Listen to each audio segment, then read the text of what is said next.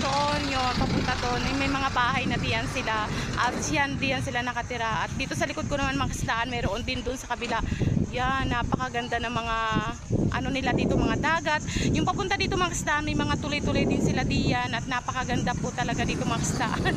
So ngayong araw po ng Sabado mga kastaan, samahan nyo naman po ako kumuha ng mga isda na ititinda dito sa ating mga suki, sa mga taga Rua City, sa ating mga taga Humagi Kikbi. So good afternoon mga kaisdaan diyan.